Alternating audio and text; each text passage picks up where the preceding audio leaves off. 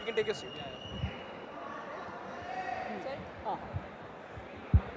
That's fine. You change it to Soapbox. Yeah, no, just.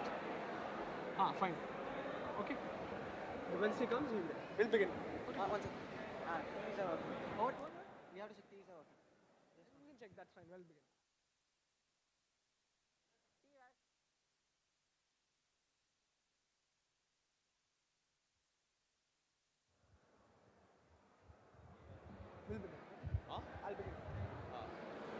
So, a very bright evening to one and all present here. My name is Tagore Sushant Singh Jaswal, and I'm the Chief Election Commissioner who would be moderating today's Soapbox. And I would request you all to please maintain the required decorum. When I say the required decorum, make sure you don't cross the required barricades. Make sure you all are seated. And most important thing, that you chair your friends, you chair your candidates.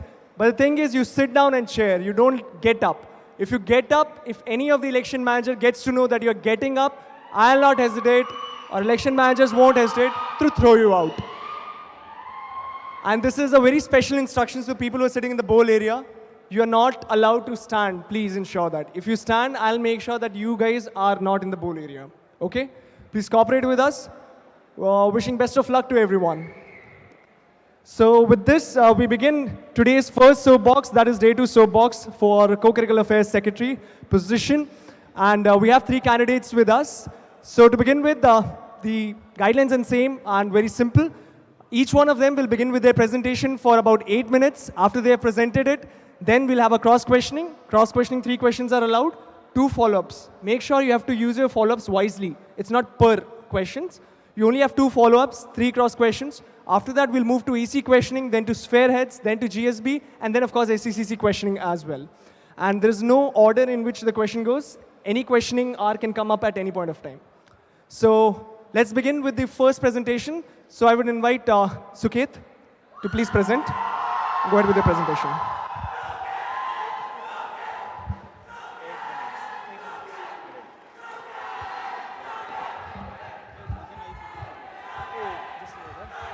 Suket, emergency, sir.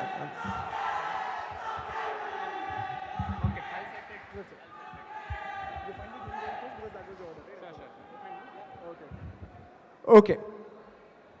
So, since we'll follow the order was that since Ritwick came first to the sack, and then Ritwick Reddy second, and then Suket came third. So, following the order, we'll go ahead with the order itself. Ritwick, I'll request you to present. Okay. Which one's your this thing? It's fine, no? Is that a full screen? We'll go like 1, 2, 3. Hello. Thank you, guys. Mike.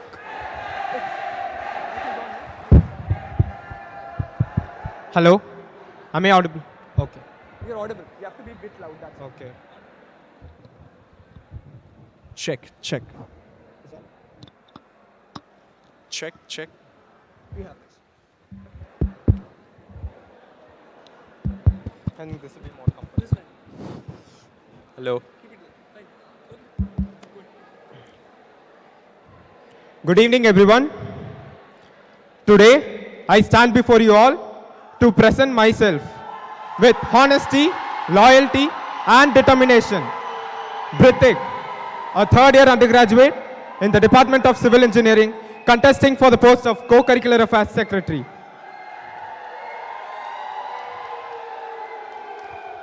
My vision for the sphere is 5-fold.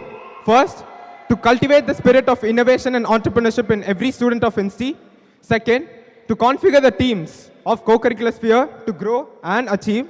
Third, to curate our skills to display excellence. Fourth, to collaborate with other organizations and leverage all the opportunities.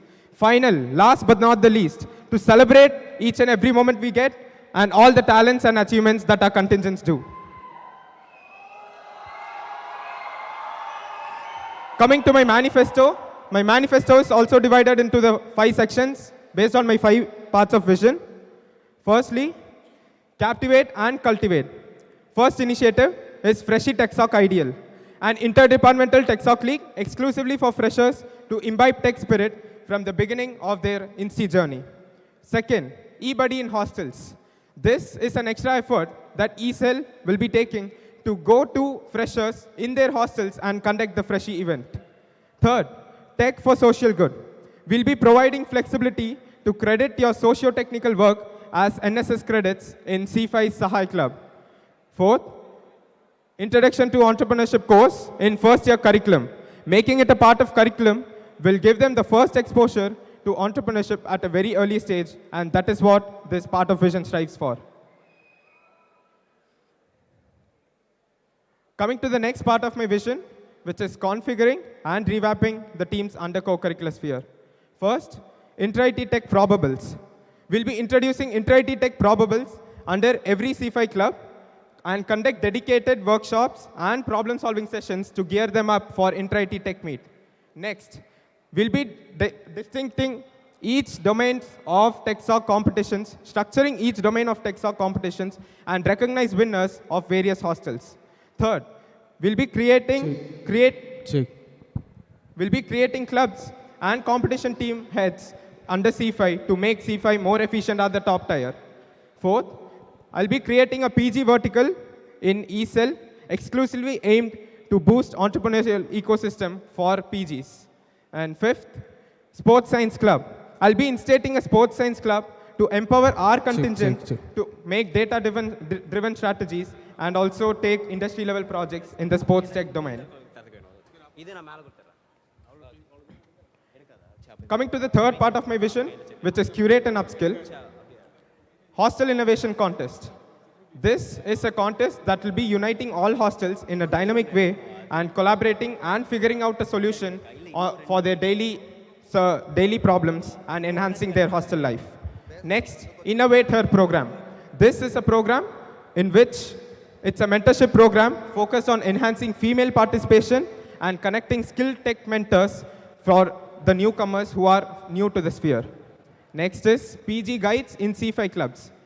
To welcome more PGs into the club, we need to have a structure in which we can accommodate them, and this will serve as a structure in which we can have PG Guides, and given that they are half the population of INSTI, we should also make sure that they are also a part of the C5 ecosystem that we have.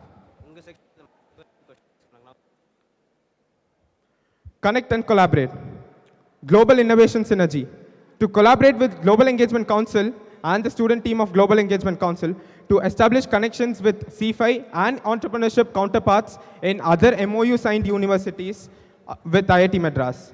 Next, IRIS Showcase at IIT Madras. IRIS is IITM Research Initiative Spotlight, and they have 16 data centers of excellence who will be coming and presenting their international technologies at Shastra. Next, C5 School Weekender. This will be a C5 offline event for school students in and around Chennai, and it's similar to C5 online summer school, but in an offline weekender way. Last but not the least, celebrate and recognize. Academic incentives for tech contingent. We'll be offering flexibility to credit work of your Inter-IT Tech problem statements as UG research course. Next, co-curricular monthly newsletter.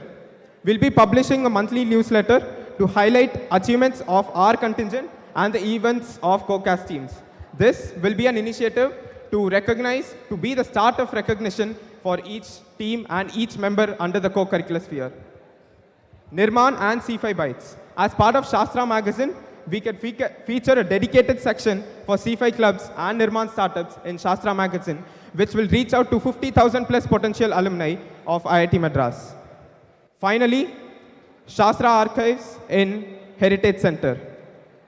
I'll establish an archive for Shastra's memorabilia, both physical and online, to celebrate memories for years to come and cherish all the Shastra memories that we have. Coming to my credentials, I was a part of ECEL as associate manager in my first year. In my second year, I was coordinator of Shastra Evolve team and events team in Sarang. I was Kaveri's hostel legislator in SLC 2022-23. Currently, I am the department legislator of Civil Engineering Department and head of Shastra Spotlight team. This is who I am, and this is who you need. Thank you, guys.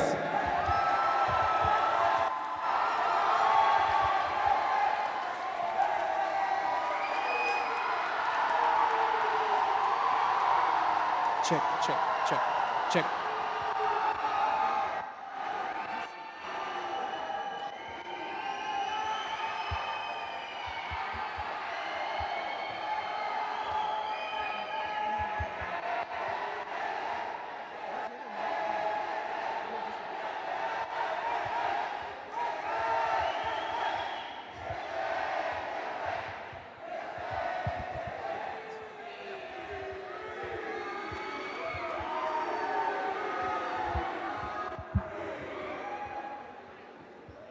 Hello everyone, I am Ritwick, a third year undergraduate in the Department of Civil Engineering, contesting for the post of Co-curricular Affairs Secretary.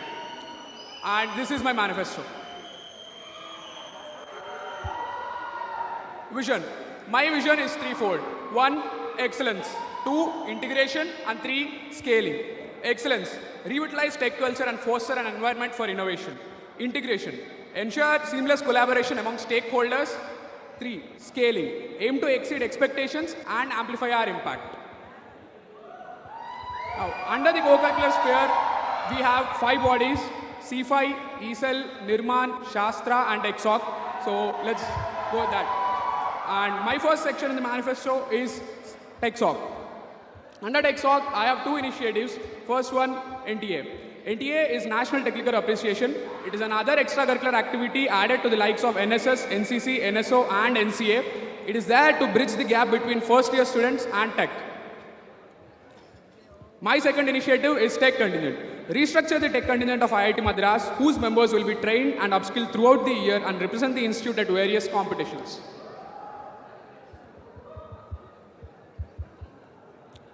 Let me take you through Shastra. In Shastra, I have identified 2 problems and proposed solutions for them. The first is footfall. Introduce a university relations vertical under the public team, and the university relations vertical is responsible for pitching credits for Shastra workshops. 2. Integrate IOH back with Shastra. 3. Revamp outreach vertical in Publi, Spark, make it an aspirational Olympiad for students. 2. For streets, revive tech creations to make Shastra a dynamic tech fest experience.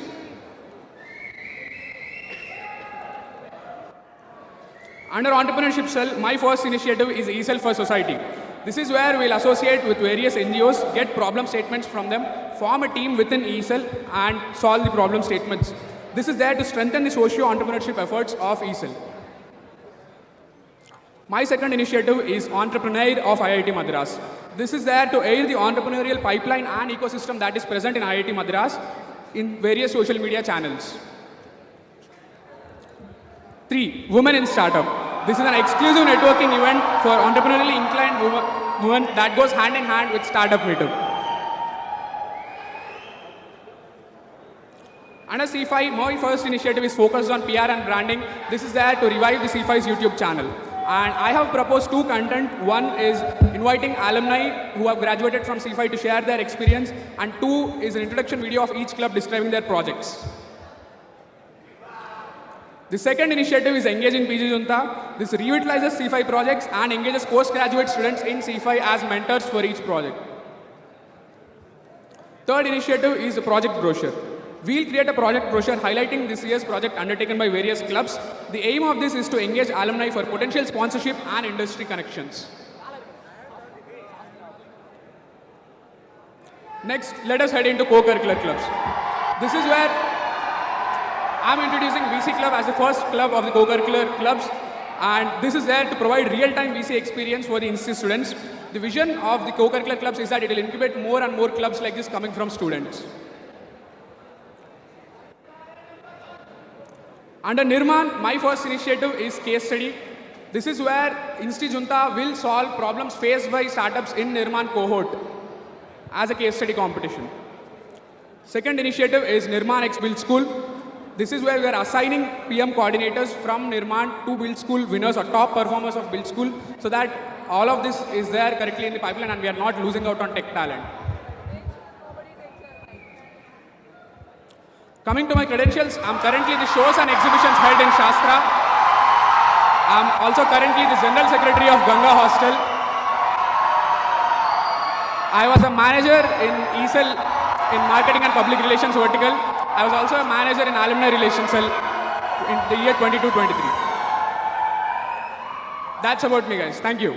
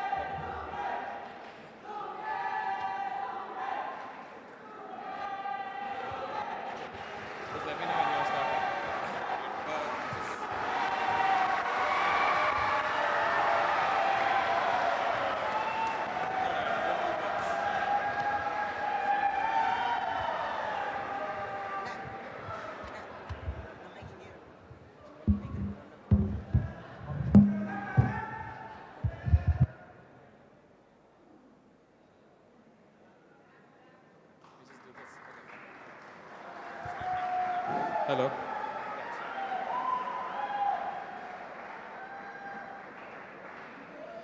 Ladies and gentlemen, and my dear fellow students of IIT Madras, today I stand before you all to present myself not just as a candidate,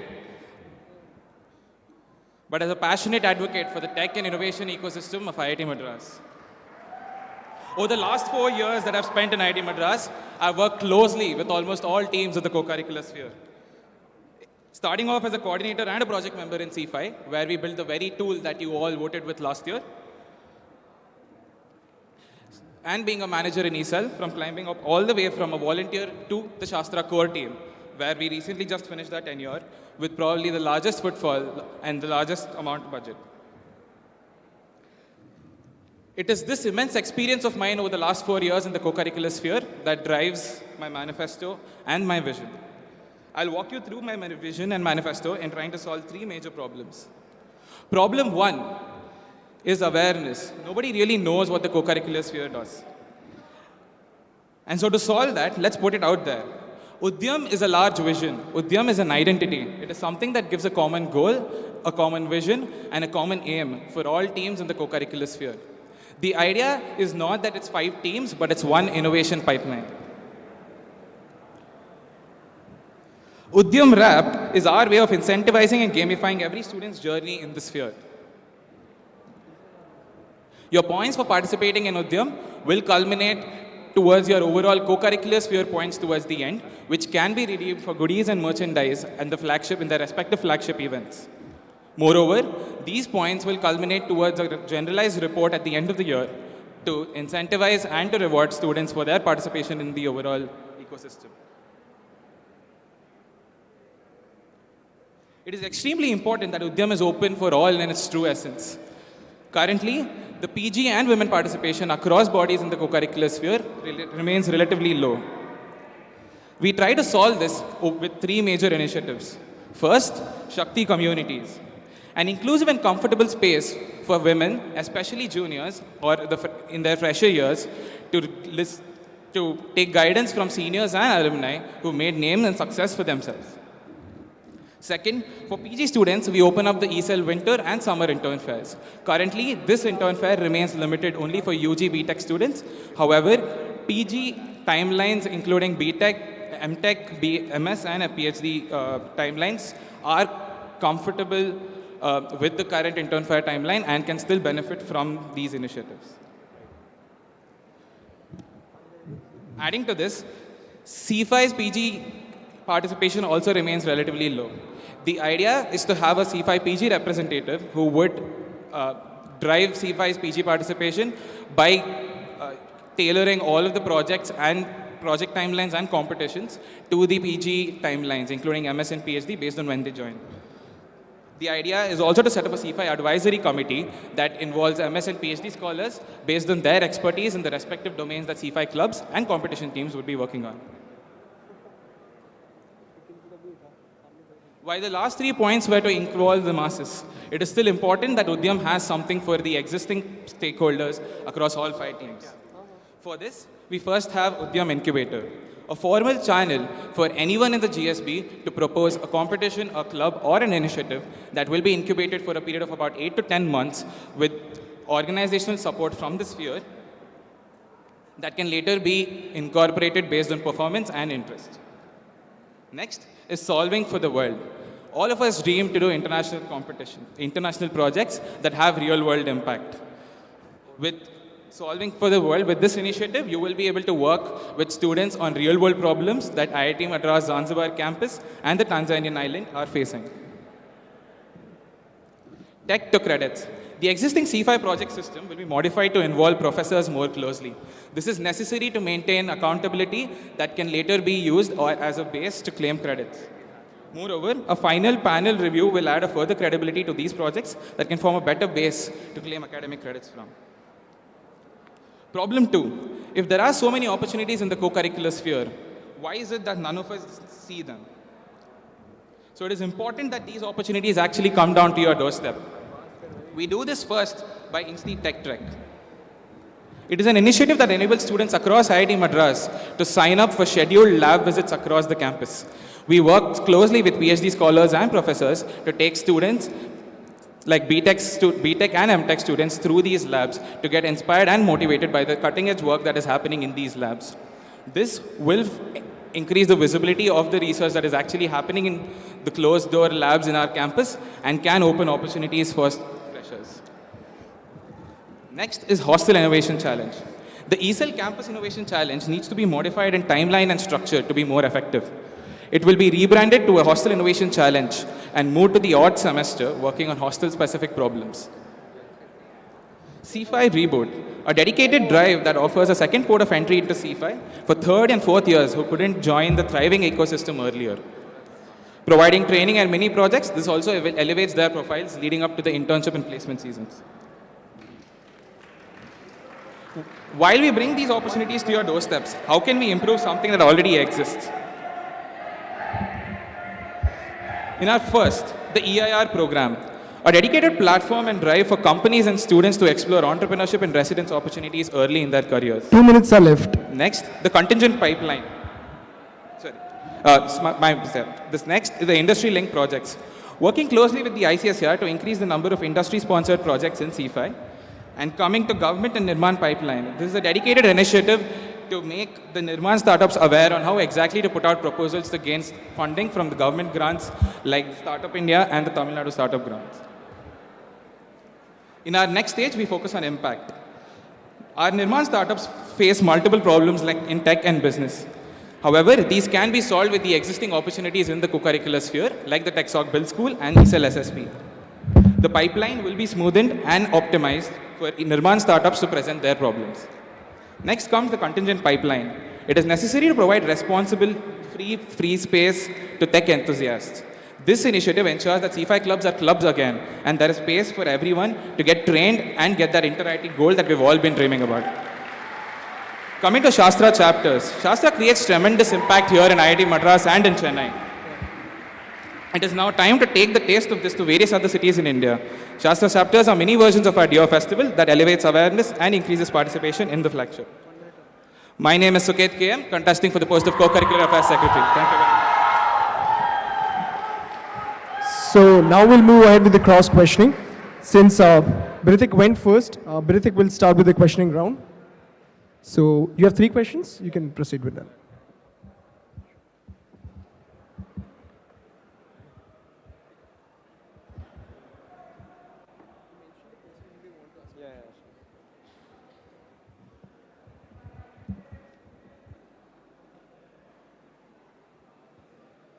Hi. This question is to Suket. There's severe inconsistency in what you envision as C5 as an outcome for C5 reboot point. On one hand, you want third years and fourth years to contribute meaningfully to C5 club projects. And on the other hand, in the very next paragraph, you want to engage them in individual projects and get exit certificates. Could you justify this contradiction and clarify what exactly you want to do with this C5 reboot point? You understood the question, right? I understood all the words, but I didn't. Okay, I'll repeat it. That's my first question. So, yeah, repeating again. So, there is severe inconsistency in what you envision as an outcome for C5 reboot point. On one hand, you want third years and fourth years to contribute meaningfully to club projects. And on the other hand, you want them to engage in individual projects also. So, and get exit certificates. Justify this contradiction and, yeah, clarify your objective of this point.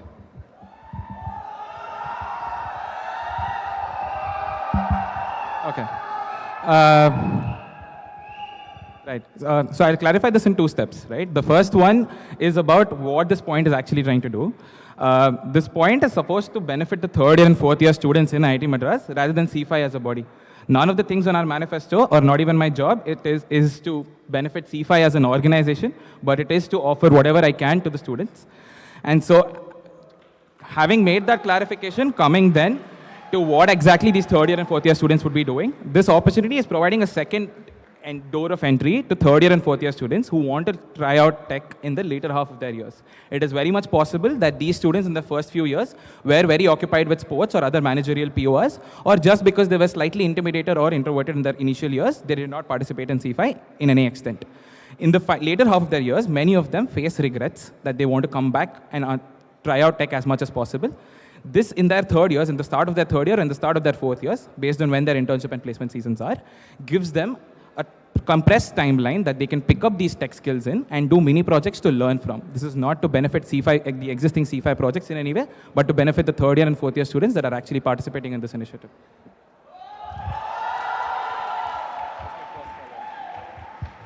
Kindly note, contestants, that you'll get 2 minutes to answer and 45 seconds to respond to a follow-up. Okay? Yeah. Yeah, first follow. So, yeah, from what I understood, you always seem to like second chances, similar to the one you got when you filed nomination in the second time. Yeah. Regardless, why do you believe that CFA is going to have? Why do you believe that CFA is going to have the bandwidth to conduct these workshops? They'll be busy with Inter-IT Tech Meet. They'll be completing their own open house projects in the winter break that you mentioned in your feasibility report. And yeah, I can see a clear misunderstanding of C5's timeline. You'll know if you have taken enough fun days about this. I'll warn you one way. You are not supposed to make comments. You directly ask the questions about the manifesto or feasibility. No need to make comments. Comments is outside the soapbox.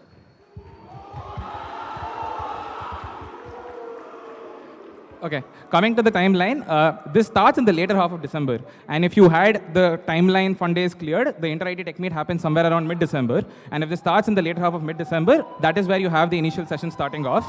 And these sessions are conducted by coordinators. Coordinators and project members are very distinct roles within CFA in the existing system, except for the case in few clubs where coordinators are also forced to put for project members. That happens because coordinators don't have a lot of workload initially or currently. And if that is separated and project members are recruited separately, this can still happen.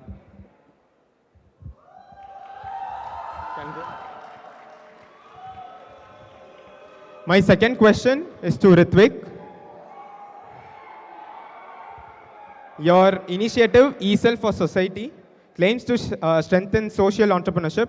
Given that we have Enactus existing for the same purpose, even in co-curricular sphere, we have Sahay and the C5 Club.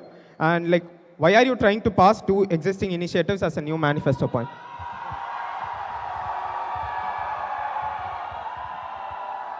So, yeah, under my manifesto, I have mentioned that we'll strengthen the socio-entrepreneurship impact of eSelf. So what we are trying to do here is solve the give the managers in eSelf an opportunity to solve these problems. It's more, there is a significant aspect in this where the experience of eSelf managers is also considered. So even though, let's say, Enactus exists, Sahay exists, this is an opportunity for managers in eSelf to work.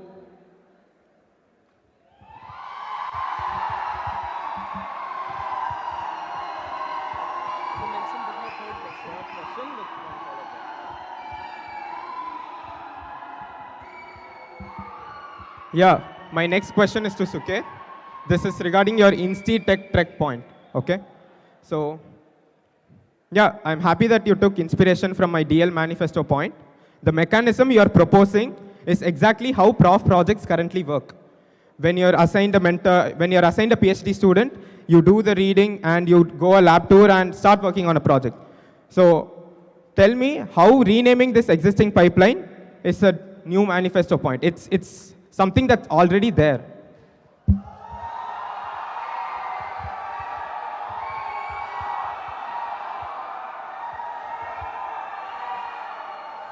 A lot of questions in this soapbox can just be avoided if you stop comparing everything with your previous manifestos. But anyway, Insti Tech Trek is not trying to do. So again, there's a severe misunderstanding of what the manifesto point is trying to solve, right? People can still go to labs on their own. People can still take guidance under professors and work under prof projects. But what this initiative is trying to do is create a pipeline for students who would not do that normally, take it to their doorstep, send them emails, send them WhatsApp messages, tell them that this can happen and that we will take permissions from professors for you. We will take you to laboratories. You don't have to go searching for laboratories. We will take you there. And with the help of PhD scholars and professors, show you around and what is the stuff that's happening. All of this can already happen, but making it easier is what this manifesto point is trying to do, not bring back your old manifesto or whatever.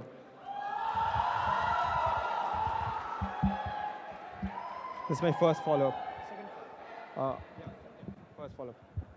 Yeah, again, as you mentioned, DL manifesto point, all of that. This is comes more under DL's jurisdiction, wherein I've myself seen a lot of DLs doing this lab visits for freshies.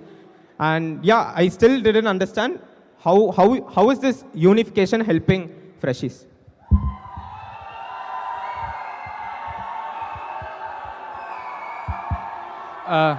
There are only so many students in IIT Madras that stick to their own core domain, including you.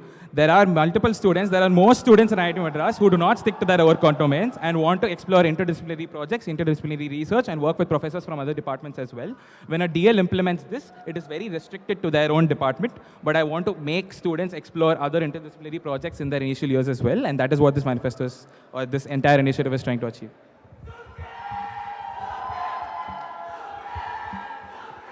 I'll warn you also, avoid making any personal comments, okay? We'll move to you, Ritwick.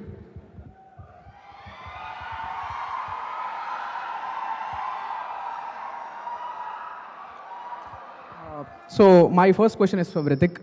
Under your manifesto, you wrote reviving and revamping hostel innovation challenge. I want to ask the first question. Build School in its first 2 iterations has done the same thing, and it got stopped for a reason. Do you know why Build School has discontinued doing that? Build School in its first 2 iterations has worked on the same thing, figuring out problems in hostels and propose solutions for them. But then after 2 iterations, it got stopped. I want to ask, why do you think that happened? Okay, to answer your question, in my manifesto, I've never mentioned the word revive or revamp in my manifesto or in my feasibility report regarding this clarification.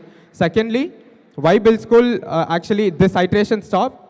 Hostels, you should understand the objective of this point, which is to unify all the hostels and come up with one problem which can be solved in all the hostels, right?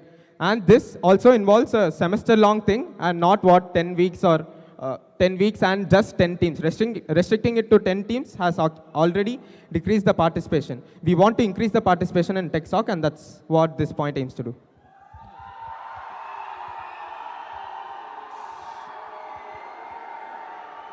Yeah, it's a follow-up. Or more like a clarification. It's like clarification. It will become a follow-up. Yeah, it's fine. Yeah. So you still haven't answered my question why Build School stopped doing that. So Build School stopped doing that because they've reached a saturation point in the number of problems that they can find in hostels. So how do you expect, where do you expect problem statements to come from? Because the team in Build School has worked on all these problems, has exhausted the list of problems that they could find in hostels. Now, where will you get these problem statements from?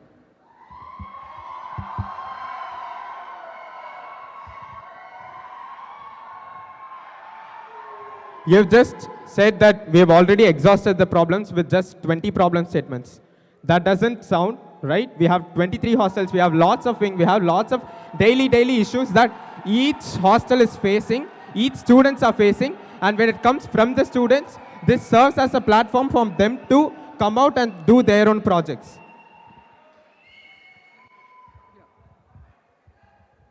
My second question is also to Brithik regarding the interdepartmental league. So the first problem here that I notice is the logistics problem. You said you'll conduct 3 to 4 events per week and 9 to 13 events total in the span of 3 weeks. And you also said that you'll have a workshop in the first and then an event. So what are these kind of events that you're planning to conduct which require one workshop and participants can participate in the event? So first, that is one question. And two, freshies are already engaged in a lot of activities in their first semester. It could be NSO, NCA, a lot of these things. The other thing this does is this also reduces the participation of freshies in TechSoc events by you creating this new event. So I'd like to, I want you to address these questions. Okay, coming to your first part of the question in which the logistics that you asked. Coming to the logistics, we'll be having sessions. Again, you mentioned it wrong. It's not just 3 weeks. It's a span of 6 weeks in which we'll have phase 1 before quiz 2, phase 1 after quiz 2. The fact that you yourself put a point in manifesto asking for NTA serves as a purpose that freshies need some form of TechSoc exposure in their first year itself. And I also have one more manifesto point which gives them the exposure for entrepreneurship, right? And coming to your next part of the question.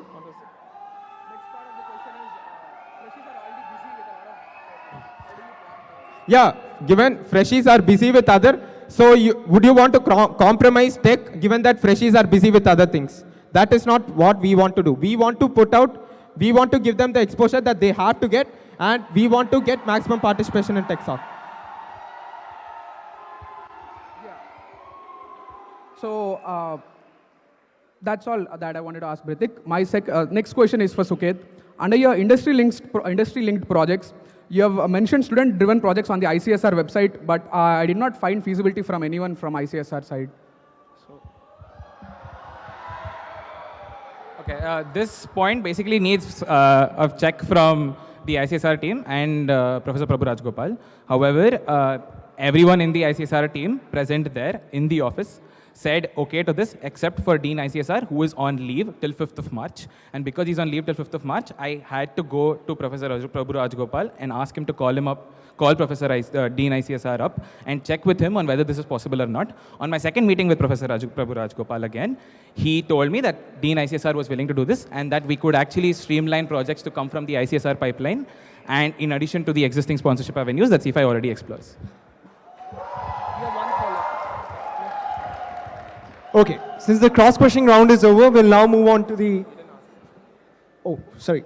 We'll give you the first answer. I forgot. Pardon me for that. Okay. My first question is for Brithik.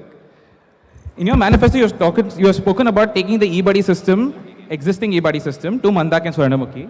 There are multiple constraints here, like conducting the process twice separately, lower footfall due to restriction of hostel entry, girls into boys and boys into girls, correspondingly. Do you think this is feasible, and who have you taken feasibility from?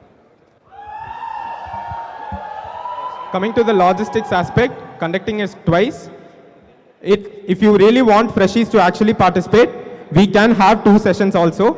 And one more thing, boys entering into girls hostel, and the reason why I put Mandakini and Swarnamukhi is that we'll have this e-buddy sessions for boys in boys hostel and girls in girls hostel.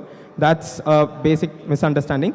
Next part of your question was feasibility. Yes, I've taken feasibility from Mandakini Gensec, Swarnamukhi Gensec, Sharavati Gensec, and Sharavati Warden has also expressed interest in conducting such an event.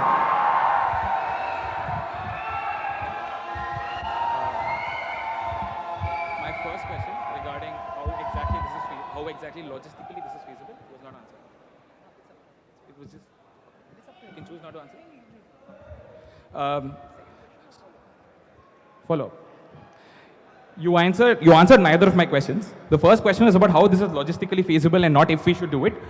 If you ask me if we should do it, yes, we should do it. My point was that we cannot do it logistically. You have not answered that. You just strayed away from it because obviously you have no plan for it.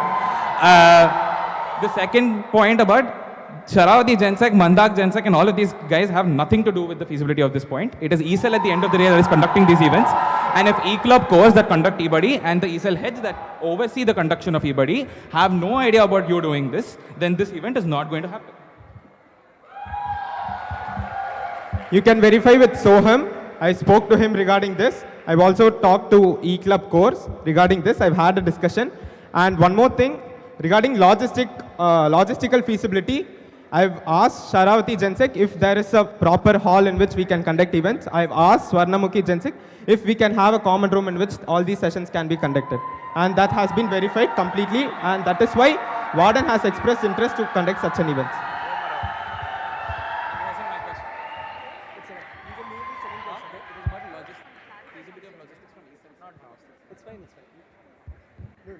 See, we'll move on to the second or third question. Okay. My second question is to Ritwick. Out of the 13 points in your manifesto, 5 of them are related to PR and branding. So almost half of your manifesto is Canva work, which you honestly could have used to design your manifesto instead. None of these points actually help improve the tech or entrepreneurship journey of the general student body, which is the larger problem that needs to be solved. Are you applying to be a PR core or the Secretary of Co-curricular Affairs, where you actually boost the tech and innovation of ecosystem? Yeah. So I am indeed applying to the position of Co-curricular Affairs Secretary.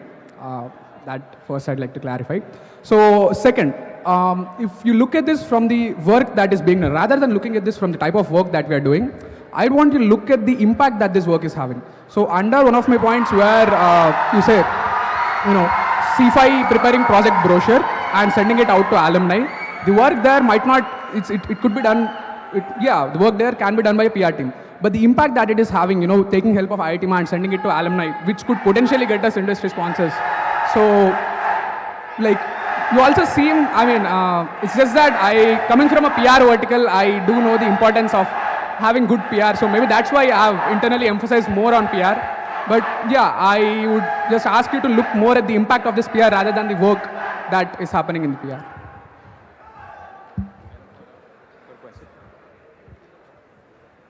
Yeah, this is my third question, and this goes to Ritwick again. You've proposed crediting the inter-IT tech work under UGRC for contingent members. This is something that already happens, has been happening for years before you joined IIT Madras, and will happen for years after you graduate also. What exactly are you adding to this process as COCAS, and how is this a manifesto point? Coming to if it's already existing or not, this has not been formalized by Dean, or there isn't any formal rules that you can already credit this, right? So making it a formal structure, like how your manifesto points also has making formal structures and stuff, it is making formalized channel for all the students of inter-IT tech contingent to credit their projects in UGRC.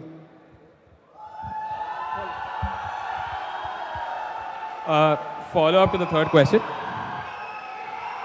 Your feasibility report mentions that the students who are participating in the inter-IT tech meet will have to reach out to professors themselves, get the professors to agree, and then go and submit a proposal to the dean, to courses DR to get these credited as UGRC.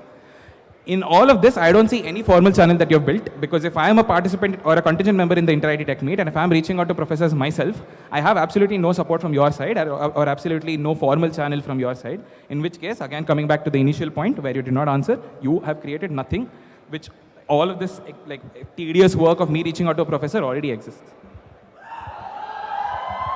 Like how I emphasized on my previous answer, this needs the formal channel that you're asking first. All these kinds of proposal needs to go to the Board of Academic Courses, then to Senate, right? That needs the representation of inter-IT tech meet. As Co-curricular Affairs Secretary, you need to be there to convince the profs that it is happening, and I've got the feasibility from Dean Academic Courses. So here we're done with the cross questionings. Now we'll move to the EC members. Can the manager hand over the mic? Yeah. We'll begin with Nitin, the current Co-curricular Affairs Secretary. Yep.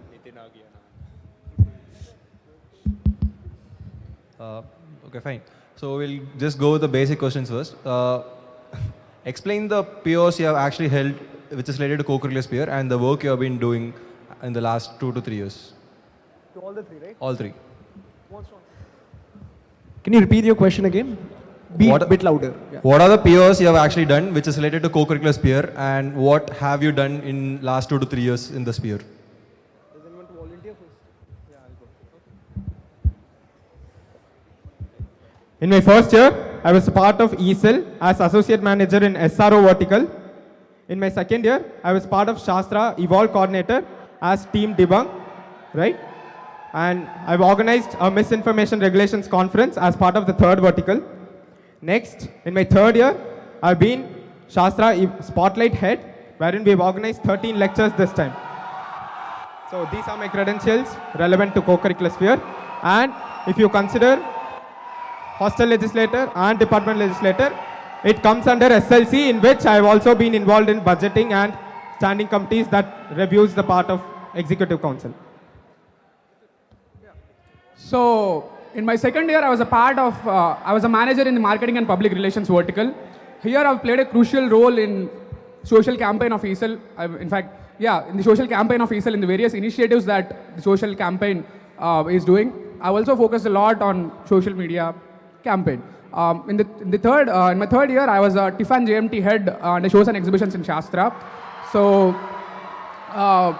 last year, the TIF vertical had 5 finalists come to Insti. This year, we've had more than 100 registrations. We've had 12 finalists come to the Insti for TIF and JMT. We've also raised a sponsorship of 4.5 lakhs, 3.25 lakhs combined for both TIF and JMT combined. I understand that sponsor and PR team plays a role in this, but I also believe this happened due to us increasing the number of registrations. We've proven our events to be a solid event so that sponsors can get us money. And this is the work that I've been doing in the past 2 years in the co-curricular sphere. I'm not including my ARC work and General Secretary tenure as General Secretary of Ganga because you only asked in the co-curricular sphere. Okay, the list is a little bit long, but started off as a volunteer in Evolve in Shastra in the first year. Second year, I was a coordinator in E-Club, a manager in E-Club in ESL, a coordinator in the WebOps and Blockchain Club in C5, and a coordinator in Mind Trials and Evolve in Shastra. In the third year, I was a QMS manager in Evolve. And in my fourth year, I was the Evolve core, the same vertical, the same overarching team that has Spotlight, brought 13 speakers this time, overshot the summit revenue target by around 25 to 30,000, organized the first paid conference as a part of the third vertical. And in my second year, just to go back, as a manager in E-Club, I organized the same eBuddy program that was being changed in this very discussion. And so,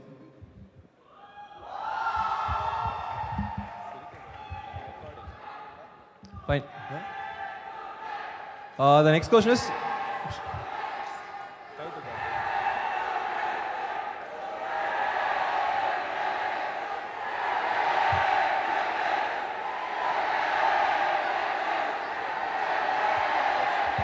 Yeah.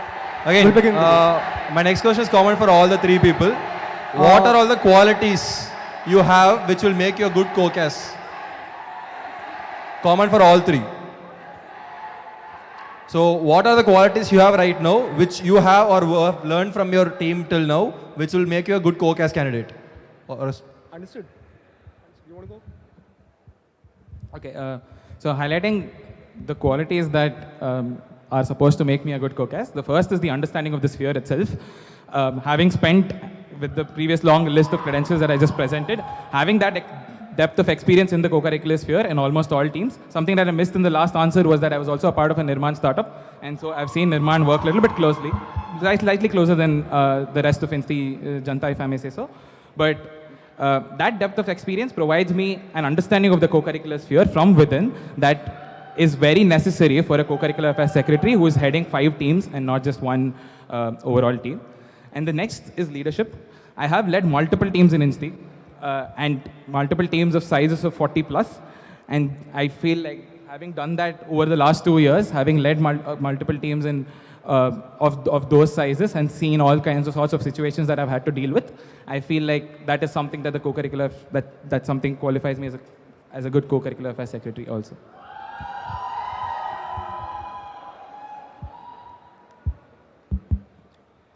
Coming to the qualities that I've gained over my last 2 to 3 years of my NC life that makes me relevant for co-curricular affairs secretary.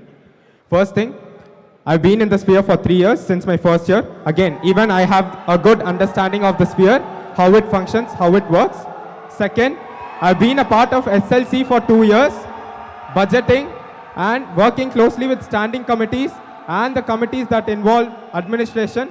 I've closely worked with administration as department legislator and also engaging in other works related to hostel and stuff with as my Kaveri hostel legislator tenure.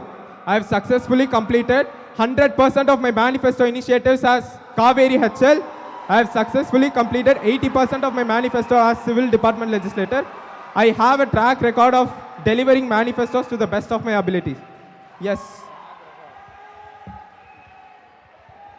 So, if I were to describe 3 qualities that make me fit for the Co-curricular Affairs Secretary, the first would be leadership. Although I've started, I've led a vertical in Shastra now, and I'm the current General Secretary of Ganga Hostel. And the second quality that I believe I have is empathy. Irrespective of you being a leader or not, you being a coordinator, you being a core, I believe the core quality that you should have is the ability to listen to people, ability to understand where people are coming from, ability to consider people's opinions. That I believe plays a major role in being a Co-curricular Affairs Secretary.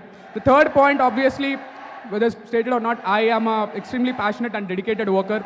I have high standards of work ethic. So whatever work that I take upon, I will ensure that that work is finished in time. Okay. My next question is, in the last couple of years, all the co-curricular affairs secretaries have been 5th year dual degree students. So the question is for all 3, but my question for Suket specifically is, with the dual degree program removed in general, where it's going to become a case where people need to apply for dual degree just to stand for co-curricular affairs secretary election. So what do you think will happen, or what do you want to do about it? And for Ritwick and Ritwick, my question is, as all the 4 previous years has been 5th year people, why do you think you both will be a good 4th year co-curricular affairs secretary? What is actually keeping you different from all the previous year candidates who didn't apply till now?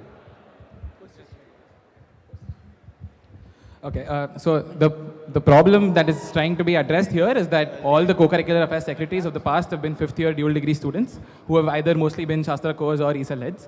And the reduction in the number of dual degree programs in IIT Madras is also leading to a fewer number of dual degree students. That means a fewer number of 5th year students who can become co-curricular affairs secretaries if that trend is to continue.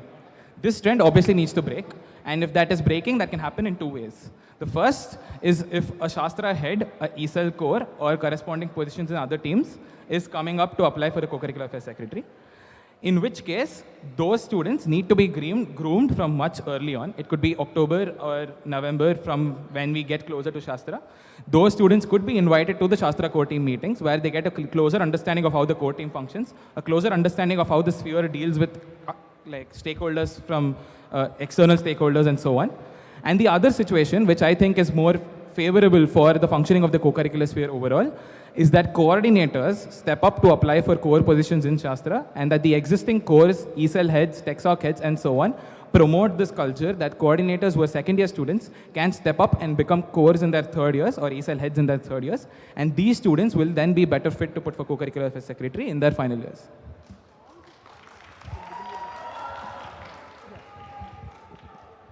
So the question answers why do I consider myself to be a candidate for Co-curricular Affairs Secretary, even though I'm not a core.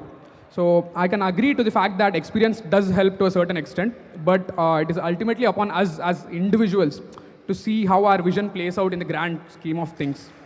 The depth of thought and deliberation gone into curating each and every manifesto point, and the efforts that I can pledge to make this sphere what I envision it to be, are the things that are still keeping me going in this race to become the Co-curricular Affairs Secretary.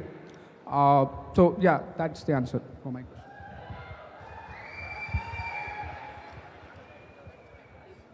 Yeah, coming to why I'll be, how different I am from the previous caucuses, and why I'm applying it in the 4th year itself. First things first, I have a deep passion for the sphere that I've developed since my 1st year by being a part of ESL and Shastra. And number 2, as a co-curricular affairs secretary, you'll be dealing with admin, passing budgets in SLC, and interacting with a lot of other spheres as well, which I've been doing as part of SLC for the last 2 years. And again, I'm reiterating the fact, I come with a multivariate experience and diverse background that will help me to satisfy this position. And last but not the least, I want to show what a fourth year co-cast can do if he has the real motivation and real passion and the real understanding of the sphere.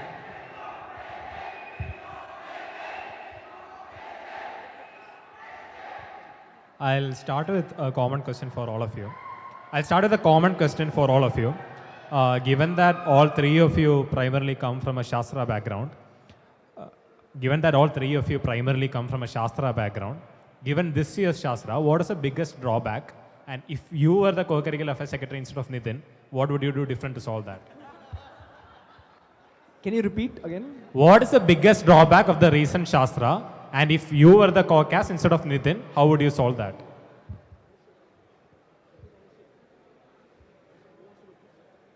Any of you can start.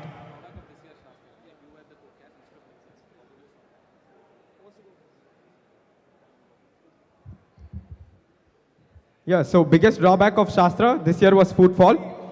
Coming to attracting more footfall in and around Chennai, I'll be focusing on targeted publicity and making Shastra something unique that people await for. Like, it should be a Chennai fest, like how Sarang is also there. It should create a buzz around Chennai, and that's what Shastra's plan should be for the next, in the long run.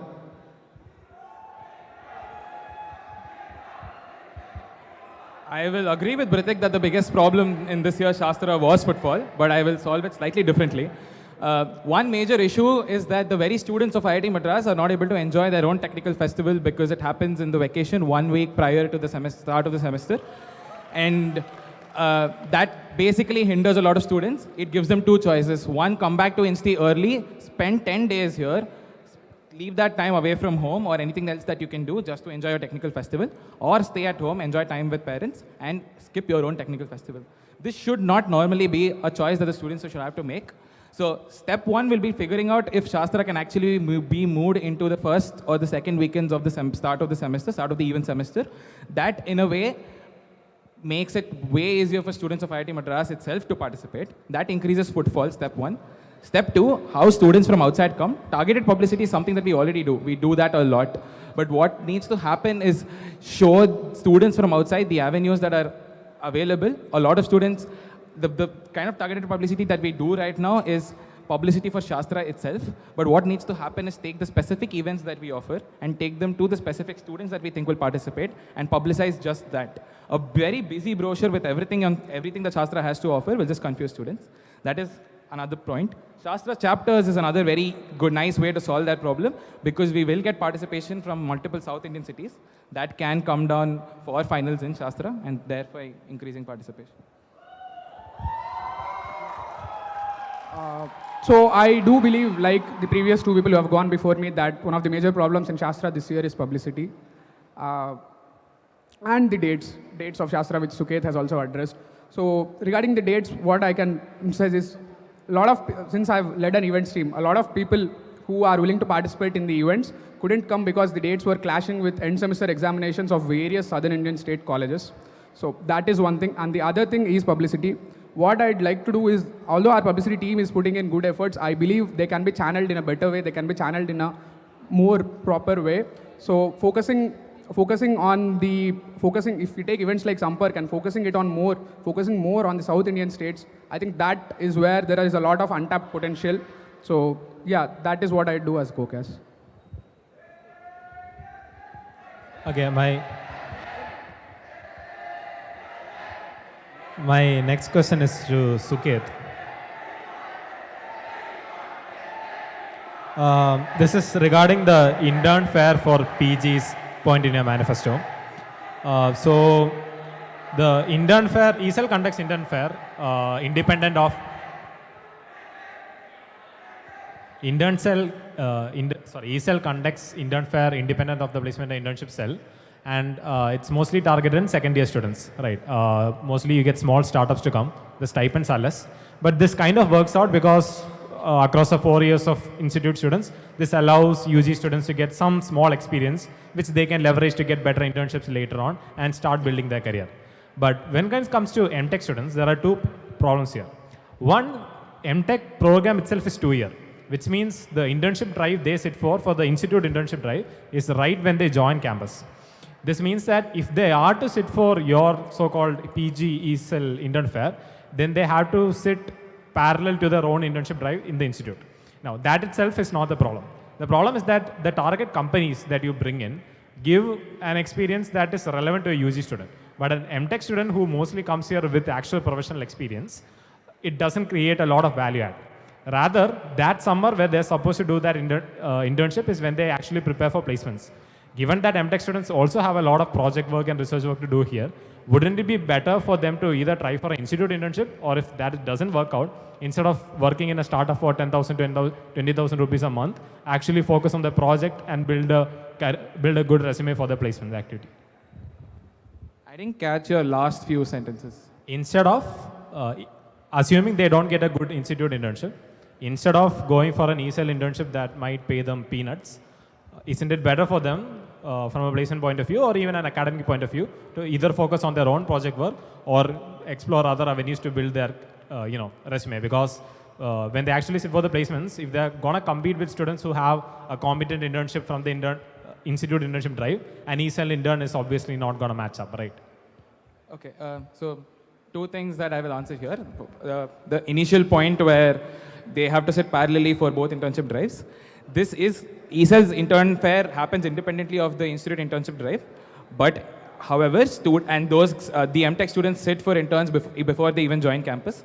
But in the case that they haven't been placed since till the ESL summer intern fair begins or the winter intern fair begins. Winter intern fair anyway is a parallel thing that they can always sit for and explore an internship in the winter that the institute intern drive does not cater for. So that is a solved problem. The next problem is how they sit for the next summer intern fair. That starts somewhere around this time. That is in the later half of February or in the first week of March. So they will sit parallelly for both the ESL intern fair and the institute internship drive, and they can get either of these offers and then drop out if they feel so. Whether they should focus on their own project work or go to a deep text regarding the relevance of profiles, the current reach out from ESL side or outreach from ESL side towards companies is very targeted at UGs because it is only open to UGs. But the moment it starts opening to MTechs and other PG students, MS, PhD scholars, the outreach will start being more focused towards deep tech startups as well. There are multiple EV startups, space tech startups and so on that are coming up. Those will be the primary target for ESL's outreach. And once those come in, they form a more relevant company base for MTech students to participate in or MTech students to go have internships in. Whether they prefer to do that or their own project work is a call that I feel they should take for themselves. They are more than 22 years old, and that is a call, to be very honest, that they should take on their own. And that also depends on what company it is that is coming down, what is the profile, what is the project that they're already doing, and where they can really see value for their own career. My next question is to Ritwick.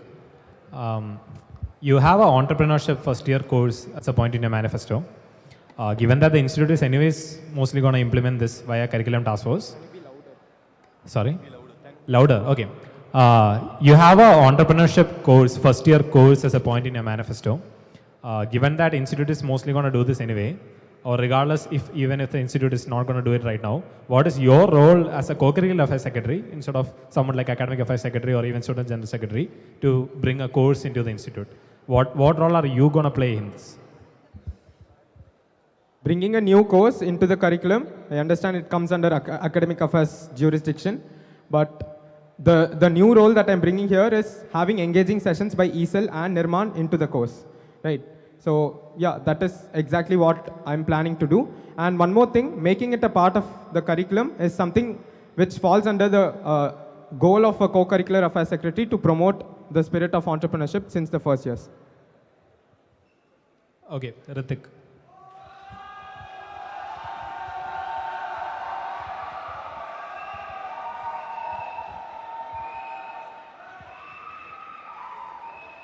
You mentioned the Nirman case study competition, right? Given that there's a case club in the IIT Madras who already conducts case competition, and this year they're also trying to conduct a pan-India, pan-IIT case competition as well. Don't you think this is, kind of going and playing where they are supposed to do their work? And how do you justify that? So first thing, I think we should not put any labels on the type of competition that we are doing. Like if it's a case competition, it need not necessarily be conducted by case club. Another thing is the focus here is as much as it is on, giving freshies or like first and second year people the experience of solving cases, the focus is also on getting Nirman's problems solved. So I think Nirman, morally has the right to do this event.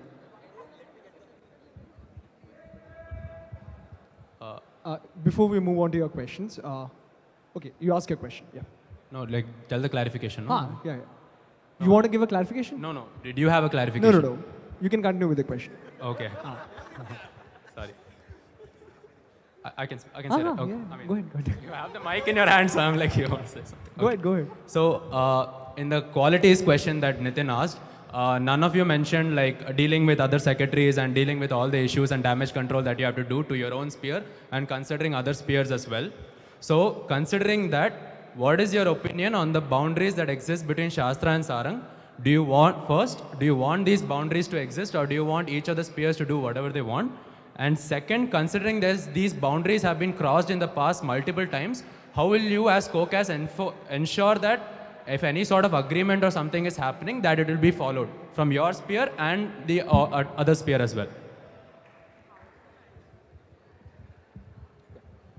well?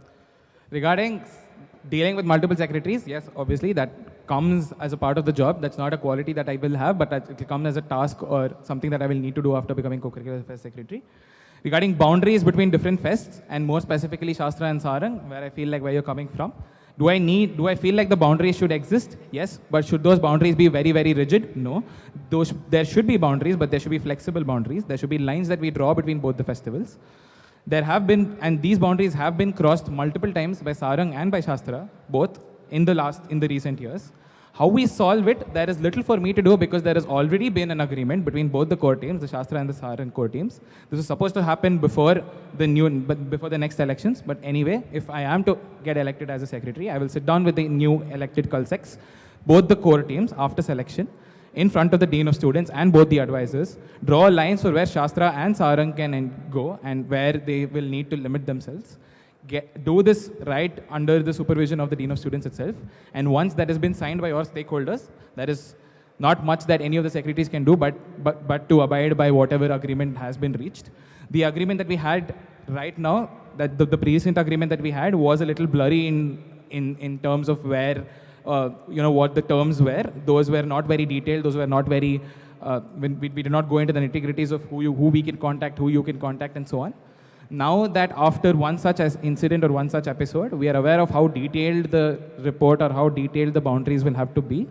We will need to put that down, and I will do it working with the new elected Culsecs and get it signed by the Dean of Students.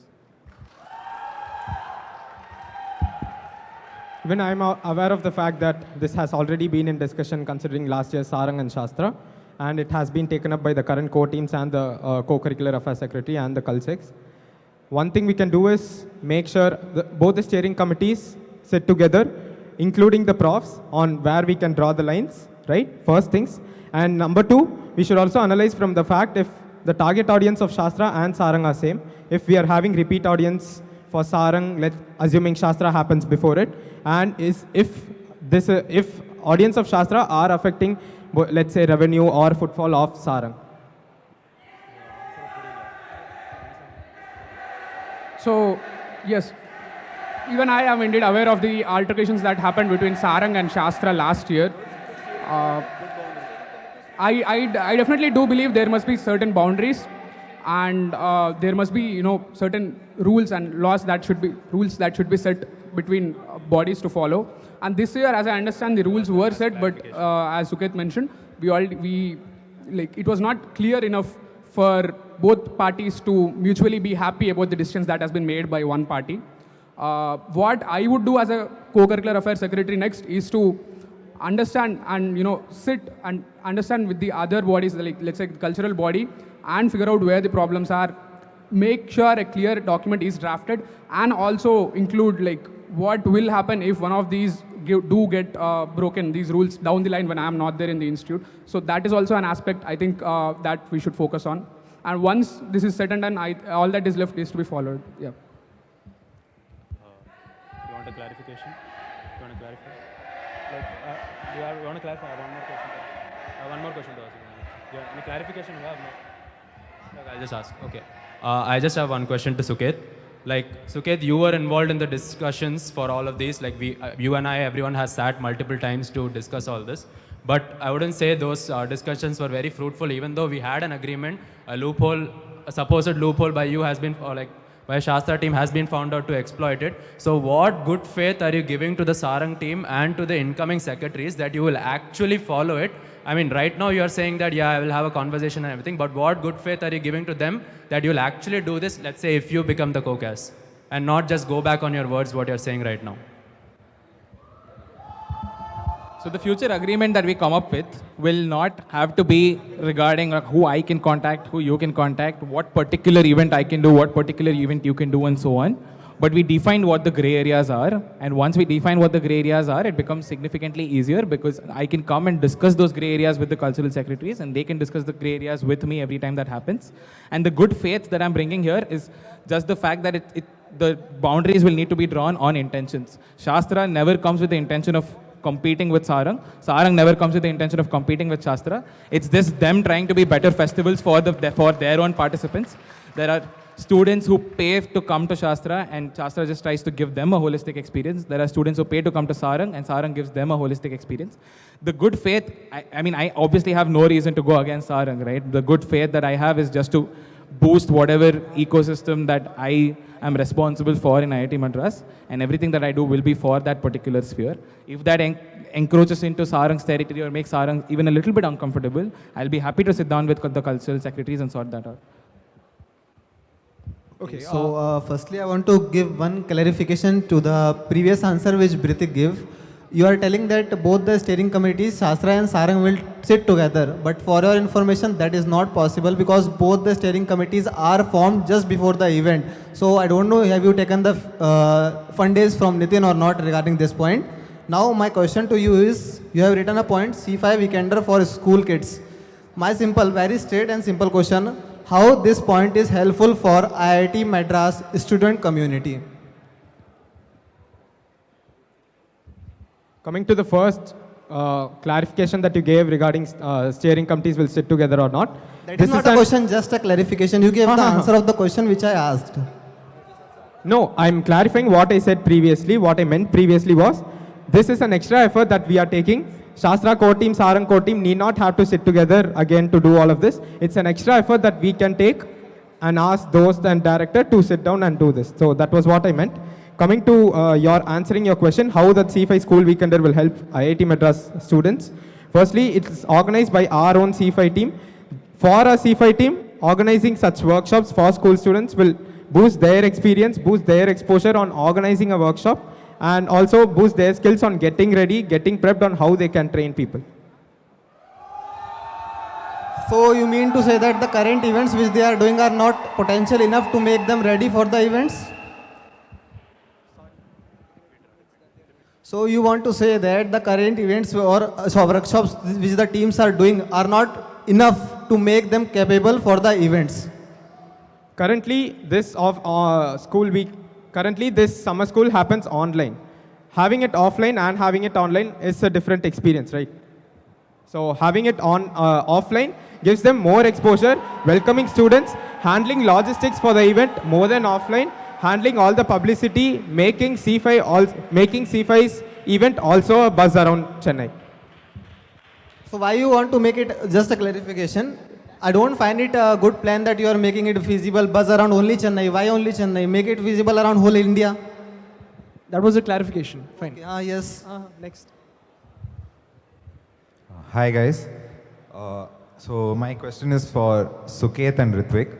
So I think like secretaryship is a big commitment and it involves a lot of clarity of thinking before even putting. So I want to understand why that you both did not put the first time when SLC released valid nominations, because I believe that impulsive thinking and is really not a great characteristic for any secretary. Okay, this taking up secretaryship has inevitably requires going through an election, and it takes a significantly higher toll than what a normal selection process takes. I had personal issues that I was going through back at home, and that basically prohibited me from putting in everything that I had for an election, because that would take away 100% of my time, but I could not give it right then and there because I had something to deal with back at home immediately for the next few days. And for that, I had to withdraw my nomination the first time.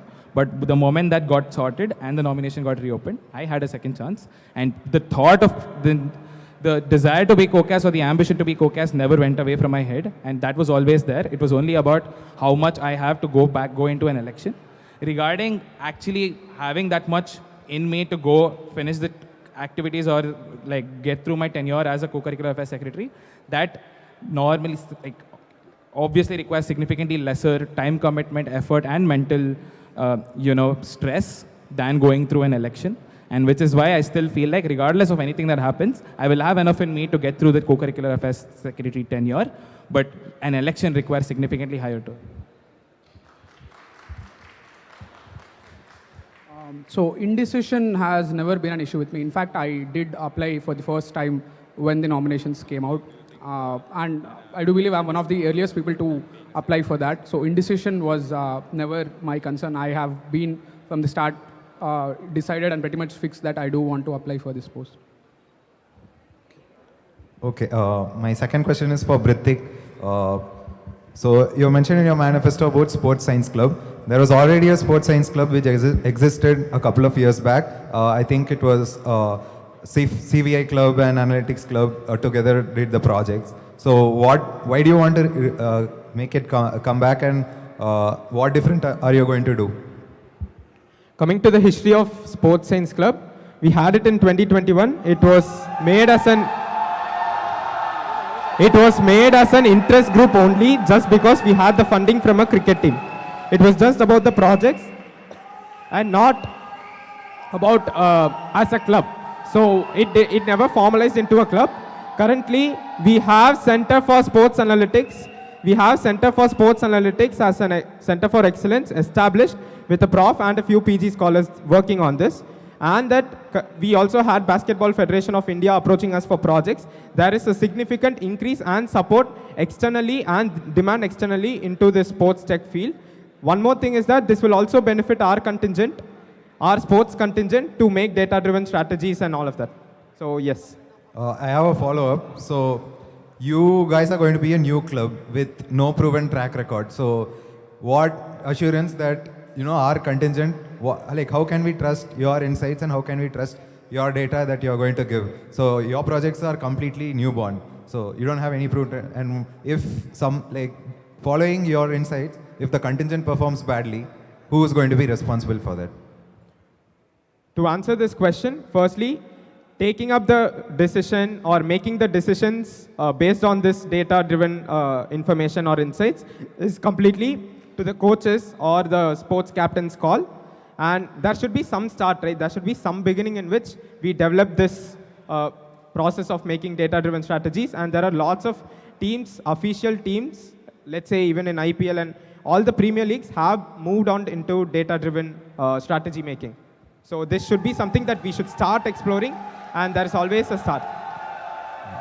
I just want to clarify one thing. I'm a big fan of Moneyball, so I hope that this goes well, but please do make sure that there's a good collaboration with the ISS and Gymkhana as well, so that this benefits the contingent as a whole. So my third question is for all three of you. The Inter-IT Tech Meet and the Inter-IT Sports Meet clashed this year, and people had to choose between Tech Meet and Sports Meet. So what are you going to do about this as co-cast? So what I'm going to do for Inter-IT Tech Meet and Sports Meet not to clash is be in talks with the sports, since we know that this happened this year. So next year from an early stage, be in talks with the sports secretary, be in talks with the cultural secretary also for Inter-IT Culturals for potentially for not to clash. And so we can decide upon dates, or we can put our points forward in the board which decides Inter-IT Tech. So having prior coordination with other secretaries is I think is what can be done to prevent these clashes. Yeah, if I understood the question better, the clash is not just about the events dates, it's also about people preparing for inter-IT tech meet, people preparing for sports and culturals. This should be something that we decide at the inter-IT board level, wherein we sit and decide if sports meet, what are the other options for people to be a part of both sports meet and inter-IT cultural meet. It's not just about the dates, but also the whole process and timeline should be ideated.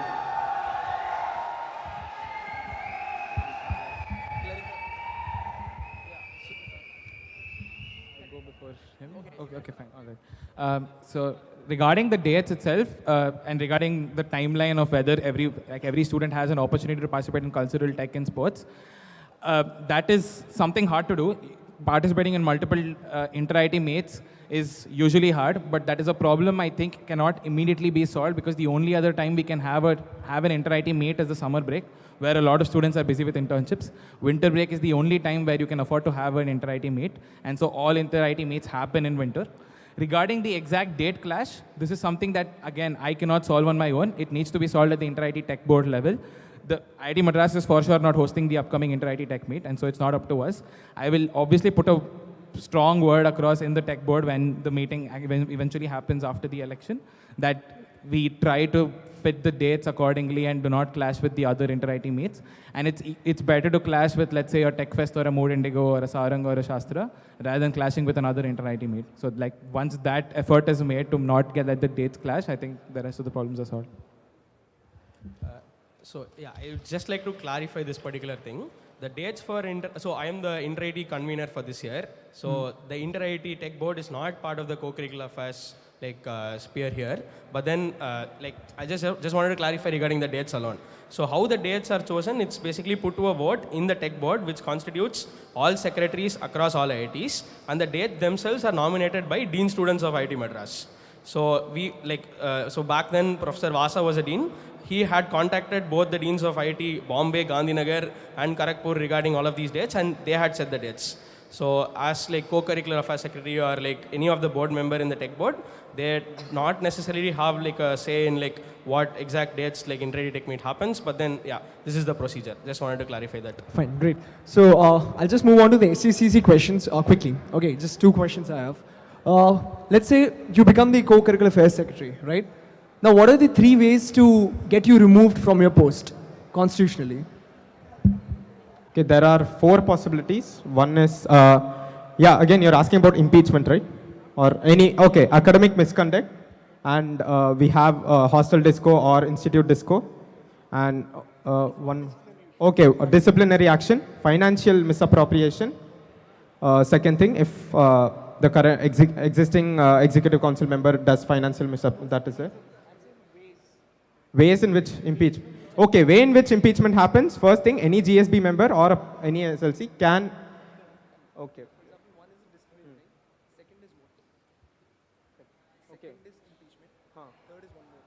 Okay. By Financial Accountability Committee, again, if Financial Accountability Committee in its report figures out that COCAS has done a financial misappropriation, that's one thing. Any form of disciplinary action and ethical misconduct, not keeping to secrecy and stuff. Yeah. So, I mean, pretty much it has been answered by Ritwick, but disciplinary issues is one, and another thing is impeachment, as I said, and the third one is financial. That comes under disciplinary issues. SEC. Yeah, I'm not aware of that. It could be one, any disciplinary committee of the IIT Madras. Second, impeachment. Third, the dean of students. The dean of students after a meeting with the dean's committee, if they feel like not because of any disciplinary action, but because I may not be performing up to my duties. Okay, you have mentioned everything, but except one thing, that is SECC, right? So we also have a power to directly dismiss you. So, that is it. But since you all have mentioned very starkly and very confidently, impeachment is one process. So, can I know what is the impeachment process of removing, let's say, co-curricular affairs secretary? No. Do you want to start? Or someone else? Yeah, process of impeachment, any GSB member or a legislator can file a complaint along with to the speaker, along with 12 legislators signing it. Right, this is written in constitution. And once this is done, a committee will be formed in which we'll have to review what exactly the problem has happened within 48 hours. And the committee will be given 2 weeks to review the mistakes and conduct investigations, thorough investigations. And after which we'll get the final result if this being done. I mean, he has already answered the question. It's a procedural question. No. Half. Acha. So, from what I know, any GSB member can go to the SLC and complain. And after that, a committee of legislators will be formed. They will take up this issue. After that, speaker and the legislators get to decide if whatever has been proposed is right or wrong, as in see what and take a decision in the SLC by vote. Anything you want to add extra other than these two? There is a 2/3 majority vote by the legislators that has to happen in the end to actually take down the secretary after the report is submitted to the SLC. Understanding all your answers, the major point is where are you giving the secretary a chance to put forward his points that why I shouldn't be removed? Yeah, the committee, it stands, but then committee puts forward the report in front of SLC. In front of the SLC, the secretary has to come and give his points. And then all the SLC legislators have to sit. 3/4 of the people have to vote for impeachment. If they vote, the person gets impeached. Simple as that. Okay, we'll move to the course. So course, please begin with your questions. We'll come back to you, no? We'll come back to EC. Yeah. Oh, you want to? Britik, you keep claiming that you have completed about 80% of your manifesto, but right now I'm talking to Ramoji and he said you have completed only 3 points, out of which 24 study space, it's only provided during quizzes. Yeah. So we need clarification on this. And secondly, what's your claim? You have given just, by saying you completed 80%, but you completed only 30. So how will you ensure you will even complete your COCAS manifesto points? Okay, coming to answering what previous DL Ramoji Rao is telling. First things first, there have been 3 points in my manifesto which has been clubbed together and made a new initiative which is establishing Civil Engineering Research Club. Secondly, I have gone beyond my manifesto to realize that there is potential to put a vending machine in BSB, and there is one more thing that I've did, which is 24/7 study space. It's a clarification. Anyone in civil department at any time they request me, I have always gotten them the keys for that day. Right? It's not that since we don't have in security, that's an on and off thing, but the maximum possible thing we can do in BSB has been done. If you say vending machine is a manifesto point and everyone in GSB has almost done it, maximum number of hostels have it. Second thing, regarding... So you're allowed to ask only one follow-up, right? And do you want to ask any follow-up? Yeah. Ask. How will he ensure he will complete his manifesto points in COCAS sphere? I think so. Which he hasn't done his DL manifesto points. Even research club, which he's mentioning, is just one WhatsApp text. It's fine. I feel it's repetitive, so no need to answer that. Yeah, so. Second. My question is for all three of you. So how would you ensure that no particular team will be disrespect to any other teams in the sphere? And then how would you ensure that this would continue in the next few years, which has been done only in this particular year as far as I have seen? So thanks to Nitin, but how would you ensure this would continue and this would decrease? And lastly, how would you ensure that Shastra as a whole wouldn't be affected by this? All three of you. Okay. So one major issue here is that owing to the large size of Shastra and the size of multiple verticals and the number of verticals that are there within us, it's usually the case that each of these teams work independently. They do not meet a lot of other teams unless absolutely necessary or unless very close to Shastra. And that kind of puts a blindfold on me being able to see what actual effort or what the other teams are actually working on, and actually puts the sight purely on the results. And if I don't see the results going my way, it is usually human tendency that there is a certain amount of resentment that is built up towards other teams in existence. The first point is on, like, the two ways we can solve this is first just purely culturally. COCAS making an effort to make all the cores aware of what, and all giving an opportunity to all the cores to come and put forth on what they're actually working on, and making the cores work well with each other. And once that happens, push the cores to push a cultural change in their own teams, tell their own coordinators and heads on what the other teams are working on, show them how much effort is being put in, show them what the issues are, and that significantly reduces the amount of resentment. Another way we can solve this is by making teams work together. This year, especially in Evolve, a lot of that was solved just by Evolve coordinators sitting down with, let's say, DAM codes or ONIP codes and getting their own work done. And once they meet those people and see how the work is done, a lot of respect also comes. A small clarification, the initial part that you mentioned, course being part of all of that has been done this year. So maybe the second one would be the only option that you would be taking up.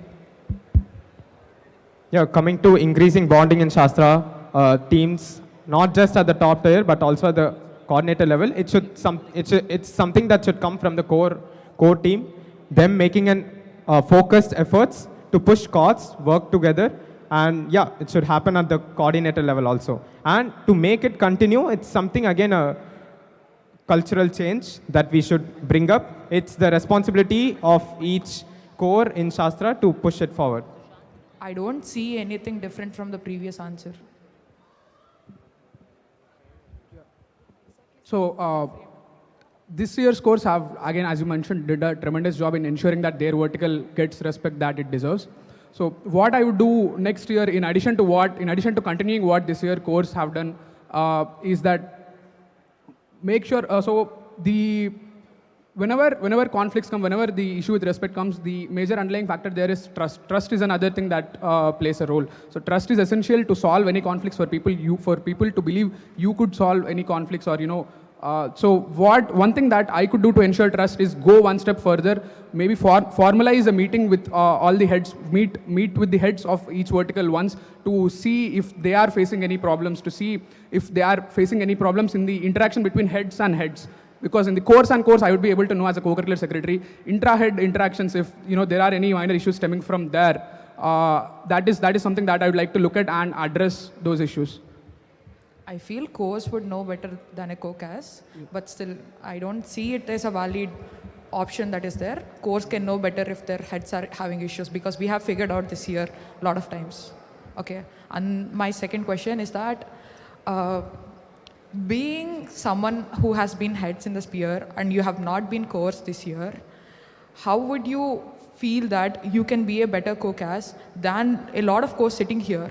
Because I personally see from the fund days that you have taken, the amount of time we have kept in the fund days personally, I don't see that coming up from the rest of the two who are aspiring for COCAS. So how do you feel you are still eligible to be a better COCAS than the other course, the amount of knowledge they have here? I feel that is a repetitive question. Nitin has already asked about it, so let's not waste time about that. We'll come back to EC. Please move it. One question. Okay. Yeah. All right. Some wild statements coming out of this soapbox. I'll make one small clarification. The core team is very different from the steering committee to all of you guys. Getting steering committees to sit down together is a month to 2 month long process. Getting core teams to sit down together is a WhatsApp group. Keep this in mind when answering future questions. Now, first up, I have a couple of questions about your Shastra points, Ritwick. Firstly, you are trying to get tech creations back into SNE, if I understand that correctly. Just explain to me very simply, how is this any different than what Envisage does? And how is this not directly in clashing with their domain?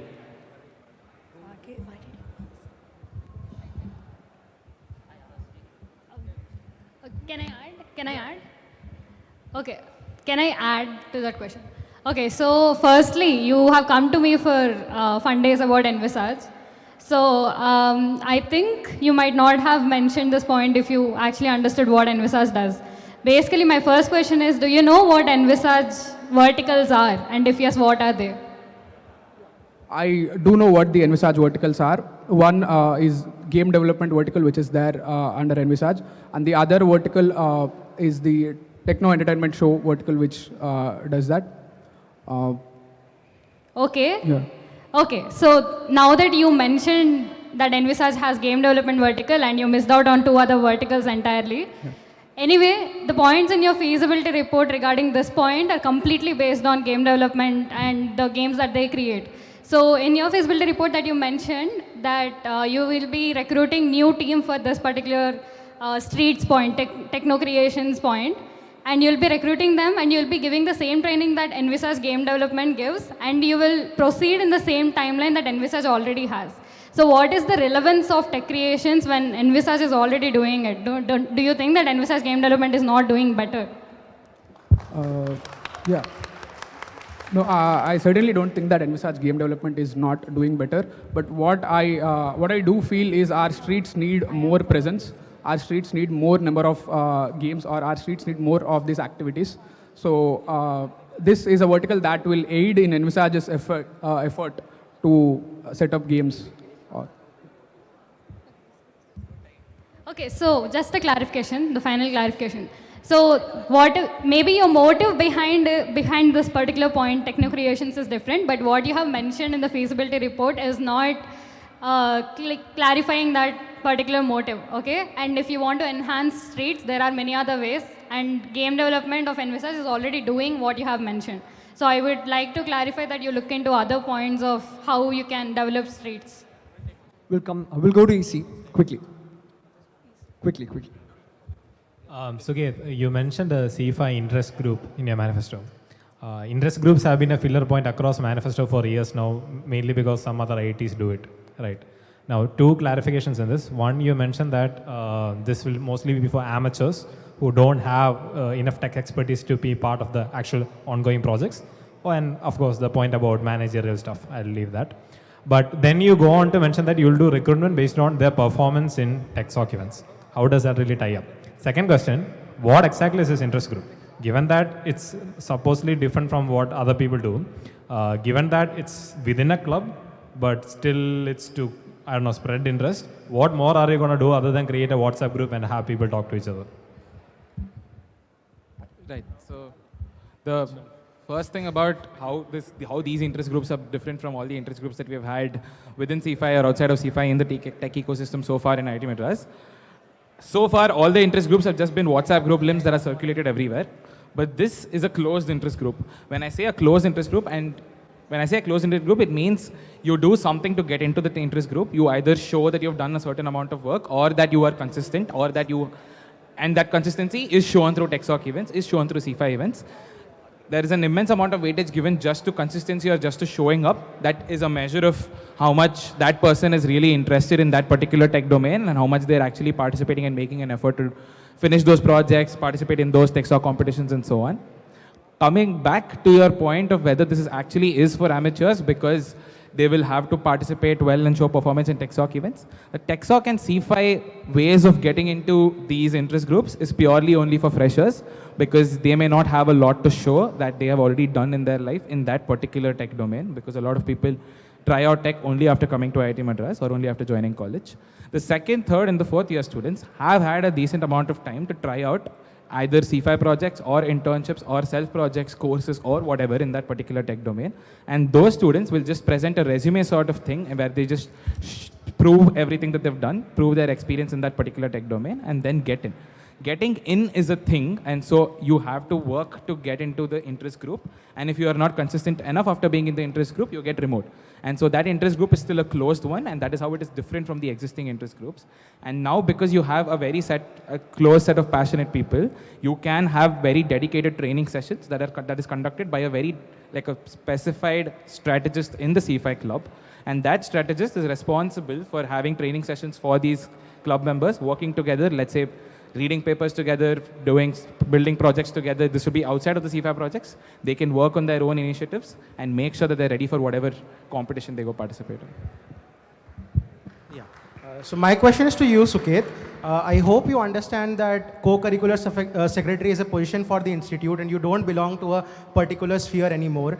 And majority of your points have feasibility only from C5 head or a faculty advisor, and you haven't taken care to take feasibilities from other spheres. This is especially pertaining to two of the points, that is regarding to IR sphere. There is no feasibility either from the IR secretary or any team working in the IR sphere, or even the Dean ICSR, Dean ACR. There is no feasibility from them.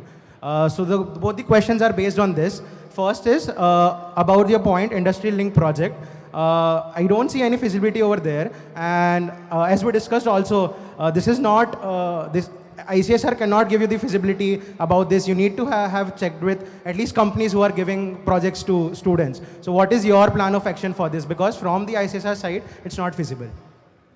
Okay, a lot of companies already sponsor projects in C5. C5 has currently taken up projects worth more than 30 lakh as industry-sponsored projects. So companies are really willing to give down funding for students to projects, especially through their CSR routes. And if this requires feasibility from any other secretary, corporate relations or industry outreach does not come under any secretary currently in the Executive Council. That is something that IIT Madras administration handles on its own. Next, anyway, apart from placements I'm talking about. It's about projects. But coming to the next point where, did you talk about the Zanzibar thing? Yeah, I'll talk about that, but before that, I mean, if you couldn't approach Dean ICSR, the best possible way for you to is to get in touch with either the corporate relations cell team under the IR sphere or me, because we have been working with this sphere and we have been working for similar industry exposure through Industry Day. So you would have gotten a better idea if you would have taken efforts to get in touch with us. That is the first point. The second question, you have mentioned in the Zanzibar thing that you will pitch, you will go and approach for alumni fund. Just give me a quick pitch. Why should IIT Madras alumni fund your students to go and solve problems at Zanzibar? I mean, that is because IIT Madras alumni really cares about the tech ecosystem. And if they want give me a pitch, like how, because you know, if you go and check the joy of giving projects, there are more than 100 projects which more than 15 to 20 lakhs and the fund amount is zero. So it's not just raising a project, you have to put in efforts so that alumni actually come and donate. So you just give me a quick pitch for that. So the pitch is basically about what the actual problem that the project is trying to solve. Show them the real problem that is being faced either in the Zanzibar campus or on the island. It's very similar to the Chennai waterlogging project that the WebOps Club very recently successfully executed and is still consistently, you know, keeping their website or the portal up. Problems like that and showing our past record and actually having solved these problems will give a significant amount of credibility to that particular pitch or that particular ask for funding from alumni. And once you have both credibility and purpose and the exact problem statement to solve it, I think it should be way easier for us to do. I have a quick follow-up on this. As I already mentioned, there are multiple projects including hostel revamp and infrastructure development. Why do you think our alumni would be more interested to fund for the Zanzibar project compared to the problems that we have here in our institute? I mean, there can be two kinds of alumnus, right? Like one can be someone who just wants to give back to the very hostel that he came from just to feel good. There could be other alumnus who really want to contribute to meaningful projects that are being executed on ground and like that make a difference, especially in the tech ecosystem. So if I'm this kind of person, then I sponsor a hostel. If I'm this kind of person, I sponsor this. So it's a very different alumnus base that we're trying to target. You do understand, it's a clarification. You do understand that there are different set of alumni and who donate for specific projects. So just mentioning wouldn't help. You need to have a clear understanding and you need to have a database as well. So I think that is something that you should work on if you get elected. The second question is to Ritwick. You have mentioned many manifesto points which are extension of something that is already going, such as VC Club, or you want to restart C5 channel. So I mean, given that the multiple events that already happen, multiple visual content and all the written content channels that we have, how will you ensure that the participation from the students will come to your pages? Because C5 has co-curricular sphere has 5 buckets and all of them have their individual pages. How will you ensure that each of them get participation? I just want to ask, what do you mean by participation, please? Like, as in the student, be it the student event calendar or be it the content they watch. It is already very cluttered. There are many channels. If you talk about the online channels and if you talk about offline thing, there are a lot of events. So introducing new events wouldn't help students because there are a lot of events, and Shastra also faced the problem of lack of participation in last year. So like, why do you think introducing new events or new channels are better rather than focusing and getting students to the things that already exist? Why should your efforts, why are your efforts not on that direction? So one thing that I've mentioned is, as you said, regarding the C5 YouTube channel, reviving that. So the participants there are the club heads, who pitch their project, and that gets uploaded on YouTube. The major target audience that we are focusing here is not also the institute students from the audience or viewers. It is put it out there so that any alumnus or anybody related to that industry can watch. I'm sorry, I don't really understand. Yeah, so the clarification is CFI and Nirman has already worked something called as InnoSphere. Why do you want to have a new thing and rather than having content on one centralized page and then pushing it to alumni? Okay. I understood where the question is coming from, but having one centralized page for content is also a good idea. But there are various forms of content, diverse content that can happen. So InnoSphere is a podcast, is what I believe, and the content that we are proposing here is a video content.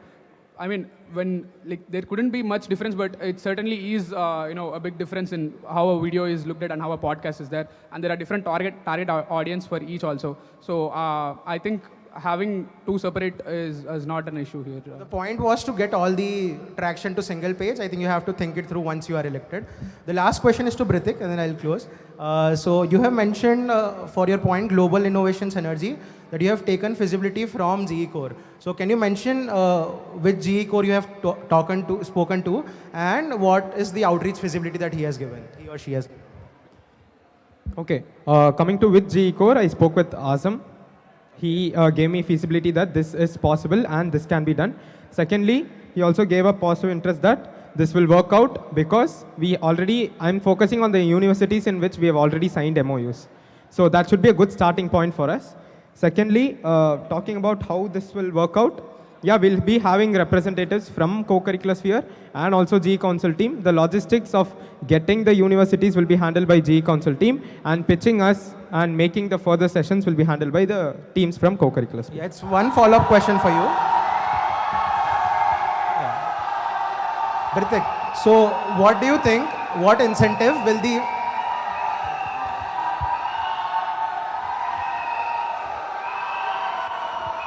Ritwick, what do you think the incentive would be for the students in foreign universities to come and spend times, just like you mentioned, for problem-solving sessions or what there? So what will be the incentive for the foreign students?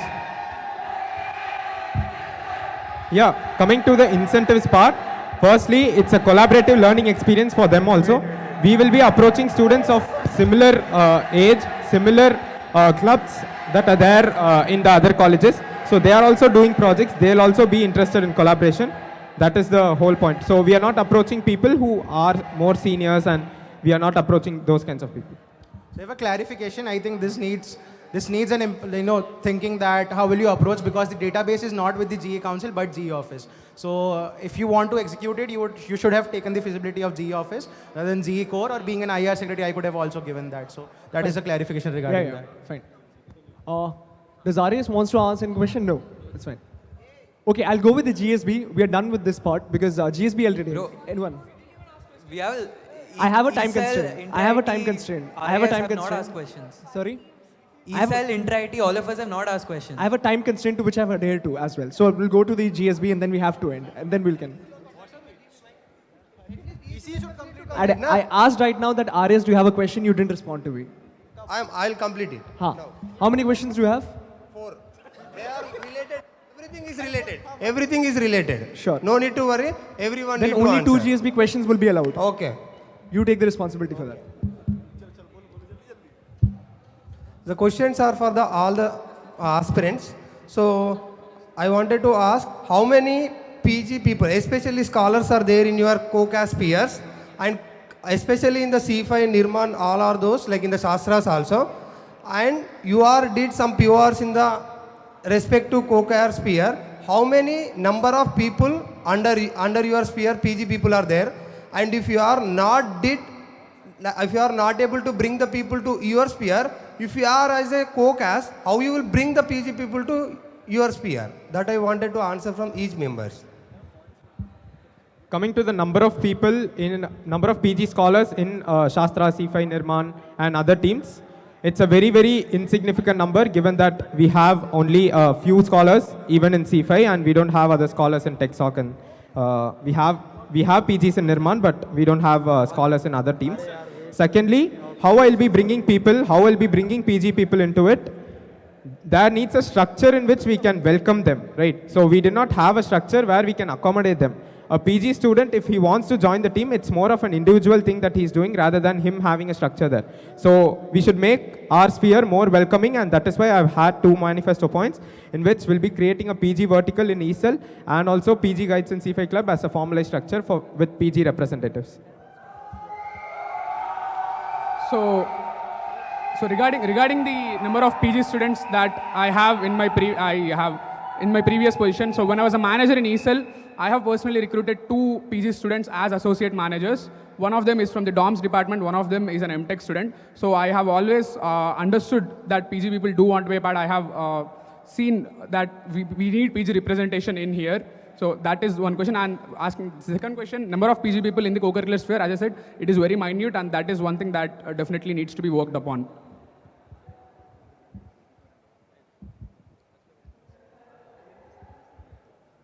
So regarding the PG participation itself, C5 has somewhere around 20 PG scholars. It could be MTech plus MS plus PhD, where the denominator is somewhere around 850 total coordinators, heads, and project members. And the number is much lower in all other teams. Shastra, I don't think we have any PG student except for a few MBA students who run the B events vertical in events, and so on.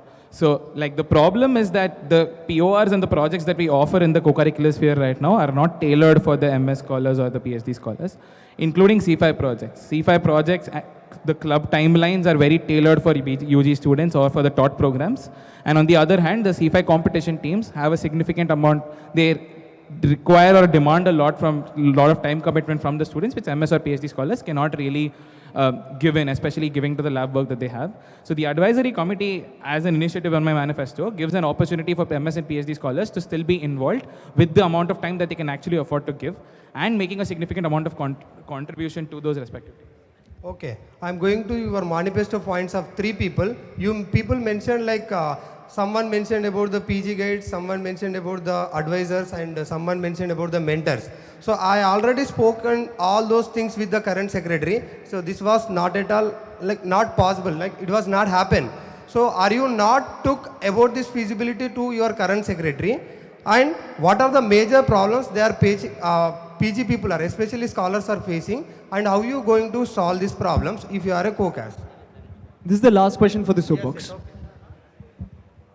So answering the first question, can I just ask what the first question is once again, please? The first question is, you people are mentioned, like everyone mentioned, like someone mentioned about PG guides, advisors, and mentors. Right. So already I already discussed these points about VR journey of the Nitin and me. So this point is not at all, like it was, we are not did, like it was not possible for him. So are you discussed whenever keeping these points to with him? And if you discuss what is the things and what are the major problems they are facing coming to the co-cast sphere, and how you going to solve those problems? Right. So first, going with the major problems that PG people face, one is an overload of work. They are burdened with the research work. 2 is the lack of awareness that people have over the co-curricular sphere. The third problem is PG people being tough to penetrate or tough to outreach from our current strategies in the co-curricular sphere. So when you say what, I have indeed discussed my PG mentorship point with the Co-curricular Affairs Secretary. So previously the efforts were being made to integrate PG students as project members or as coordinators in the C5. But now proposing PG people to be like a guide is also, it's not a very fixed commitment. It's something that comes from within. So having as a mentor is a much better alternative, I feel, for PG people to start getting involved rather than as a project member. Yeah, coming to discussion with the current secretaries, I've had discussion with the C5 heads and ESL heads regarding this, my manifesto points, and also current co-cast. Coming to the problems that they're facing and how we can solve it, one problem is flexibility. What flexibility we can offer to their timelines so that we can tailor the timelines accordingly, and that is why the separate PG vertical and separate guides timeline will work out. Secondly, how relevant is it to PGs? What do they get? What are the incentives for them to get? The incentives that they get shouldn't stop any people who is interested. Like anyone who is interested should be able to come, and the relevance should not be a factor. And yeah, coming to if PG's outreach and PG's outreach to PGs, that will be more appealing rather than a UG team with different timeline appealing to them.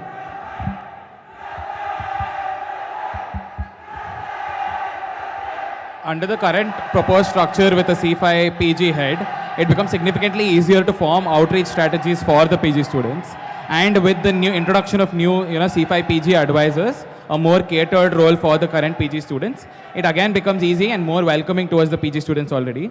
Upon why this was not actually done, the co-curricular sphere this year had a lot of extra workload to deal with. One was organizing the inter-IT tech meet.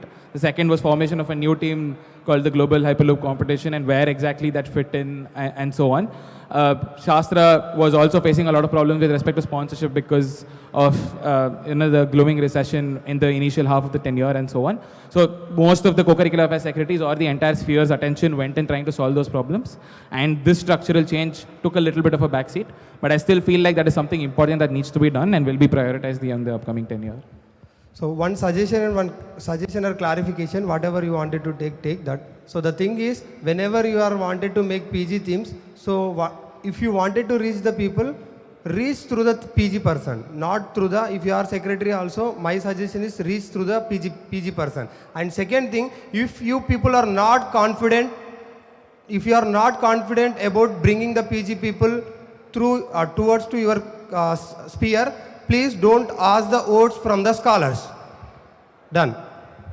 Okay, with this we end this. So one question, come on. Inter-IT, we've been sitting here for 3 hours, we've not been able to clarify questions. I'll tell you one thing. See, there are 100 people waiting outside. It would be really unfair for me to extend it further. One question, one question. No. Come on. Like I told, it's the last question. If you want to have any clarifications, please write them personally. They have given the mail IDs, phone numbers. They'll give you, they clarify you. The clarification to be for the GSB, not to them individually. Yeah. Individually, So I can always you read reach out the to them. election manual. There is type A, that is Soapbox. Type B is something open talks. Nathan knows about it, right? So you read the election manual. There, other than Soapbox, also many things can be done. With this, we end the Soapbox. Wish you all the best. Please vote on 12th of March.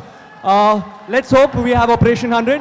All the very best. Now we can ask the students to kindly vacate the area so that the next set of people can come in. Thank you so much.